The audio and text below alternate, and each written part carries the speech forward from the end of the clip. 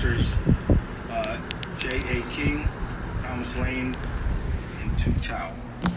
Finally, I'd like to announce that today, Hennepin County Attorney Michael Freeman and I filed a complaint that charges police officer King, Lane, and Tao with aiding and abetting murder in the second degree, a felony offense.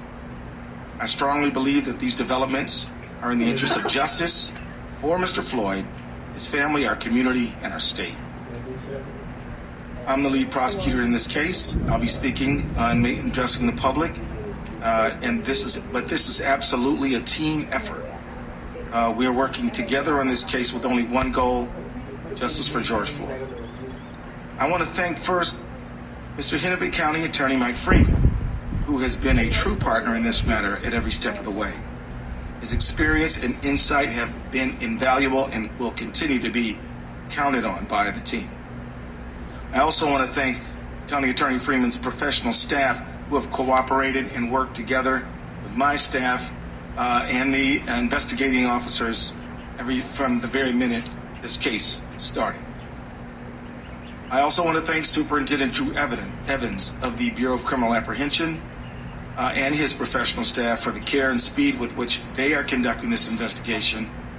And I want to thank especially U.S. Attorney Erica McDonald and Special Agent in Charge Rainer Drolskagen, who are conducting a parallel federal color of law investigation. I have heard directly from the leadership of the Department of Justice that there is full support for her leadership in pursuit of her investigation. And as she put it so well, one team, one goal, one mission. I agree 100%. As I said earlier, I thank Mr. Floyd's family. I think, and I can speak for Mr. Freeman and I jointly thank them, along with U.S. Attorney McDonald. We thank the community for their patience and allowing us the time and space we need over these days to lay these charges. As it is so hard to do, I now ask for continued patience. This case continues to be under investigation.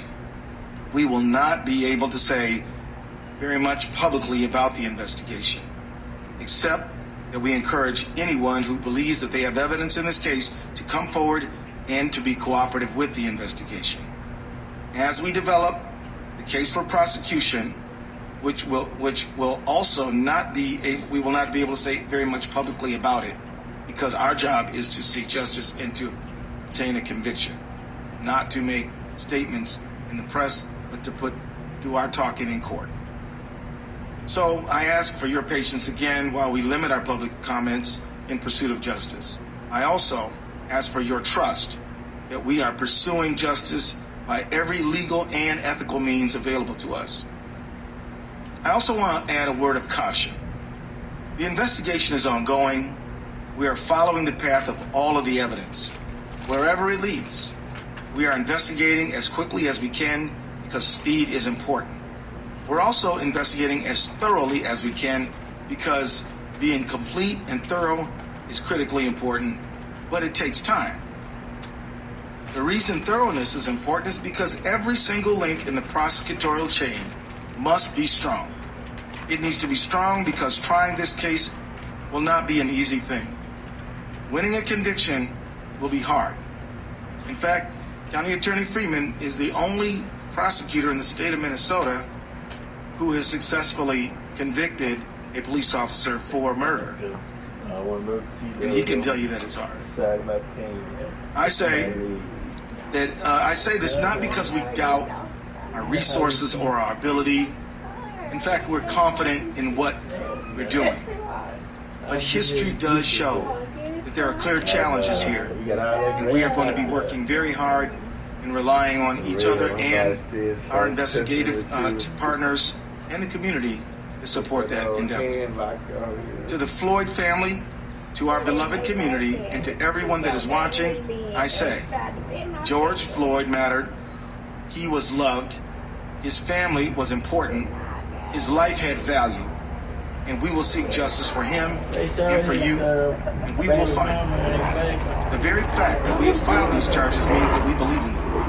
But what I do not believe is that one successful prosecution can rectify the hurt and loss that so many people feel. The solution to that pain will be slow and difficult work of constructing justice and fairness in our society.